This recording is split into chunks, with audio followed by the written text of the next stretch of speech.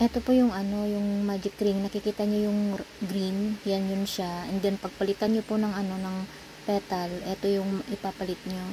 Kagaya nung dun sa last kanina, pwede kayo magpalit pa iba-iba. Meron pong ayan, white. Pwede rin 6 na petal o 5 o 4, depende po sa inyo kung anong gusto nyo, ano, yan, pinapalitan. O pwede rin po kayo maglagay ng beads. Meron yata akong isang may beads dito.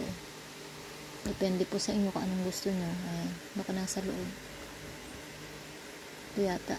Ay, wala yung nag-iisang may beads. Ito yata.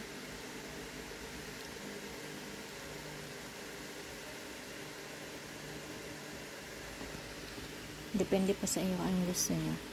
Ayan, ano lang, minsan pag gusto ko lang na gumawa ng konti, ayoko kasi yung iba matagal gawin. Ayan, parang ang libangan ko lang din to gawa-gawa. Tapos pag meron na akong gagawing mga bag, pwede na itong ano, yung tag dito, ilagay sa design ng bag. O bitin. Tawag dun, parang keychain. Ayan. Gawa lang ng gawa pag free time. Ayan, ang dami.